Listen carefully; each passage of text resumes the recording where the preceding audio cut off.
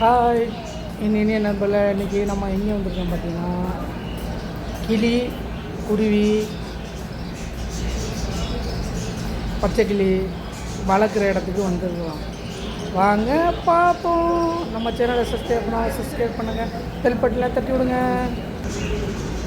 இதுதான் கிளி விற்கிற இடங்கள். குருவி,